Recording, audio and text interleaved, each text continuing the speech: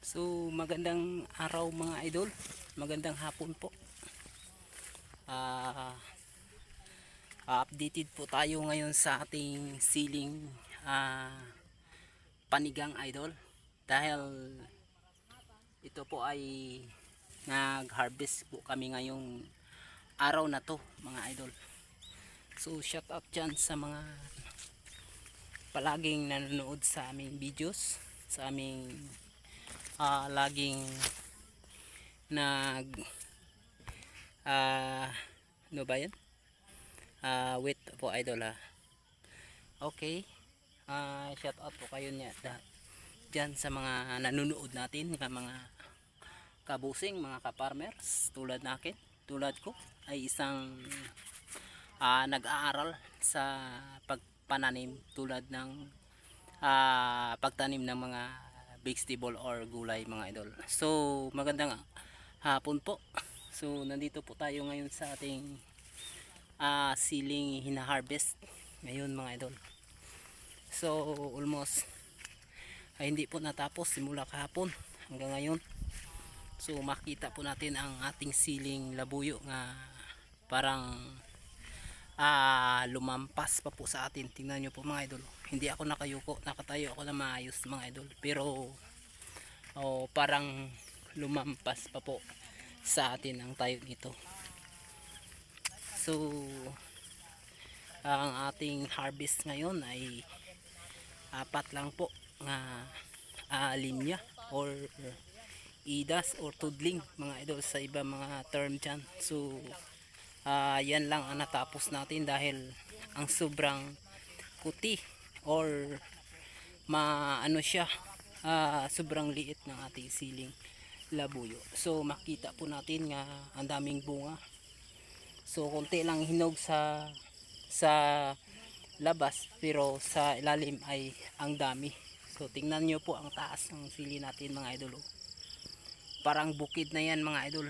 Yan mahaba pa sa akin mga idol yung sili na yan. So ang apat na tudling ay or linya ay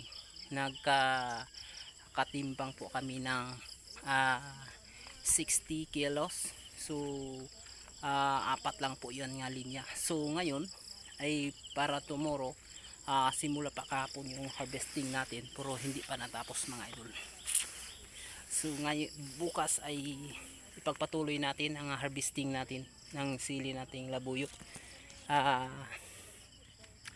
Mahalaga yun mga idol kasi ang isang linggo ay sa 2,000 seeds ay kumita tayo or nag-i-income tayo ng 12 to pinakababa ay 12,000 or 10,000 mga idol. So maganda na yon sa isang linggo ang 2,000 seeds or 2,000 na puno ng ating siling labuyo mga idol. So ay ngayon ay ang pinakababa naming kinikita dito ay 12 to 10 to 12,000 per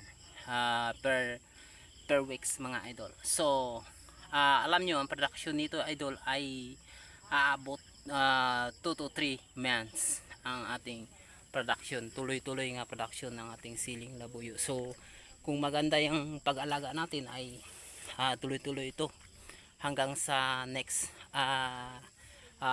na taniman. Dito pa rin ito, hindi mapatay sa korisma kapag ito ay magandang pag-alaga. So lagi lang tayo naglagay ng fertilizer at saka ang pinakamahalaga yung spray natin mga idol. So ang ganda diba kapag tayo ay kumikita na sa ating pinagsikapang mga tanim, di ba mga idol? Mga boss natin, mga kaparmer.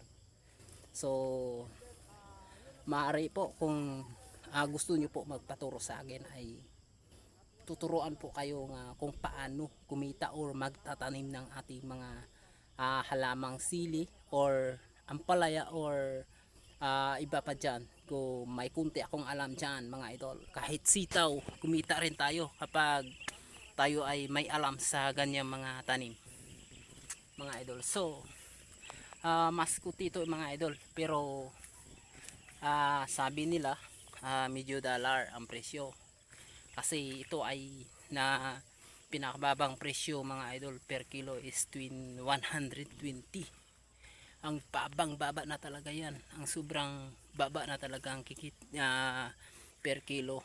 Pero aabot tong pinakababa dito mga idol.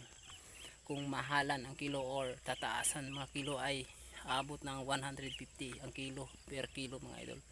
So kung mayroon kang harvest na halimbawa 50 kilos per weeks ay kung ilagay natin sa 150 ay okay na, di ba mga idol? So mabubuhay na po tayo dyan kasi puwanan yan ang maintenance at saka lahat ng maintenance at saka ang iba ibukod-bukod na natin or para sa ating pamilya, di ba? So mga idol, thank you kasi parang ang araw mga idol, tingnan nyo po, parang nasa baba na o bumaba na talaga. So makita naman yung sili na to ay lampas pa sa akin, ang haba ang tayo niya mga idol. So thank you very much kung sino yung mag-comment lang po kayo kung pangailangan yung magturo or magtanong sa ibang mga pamaraan nito kasi alam ko to mga idol, may kunti akong alam nito mga idol. So, thank you very much and God bless you, bye bye.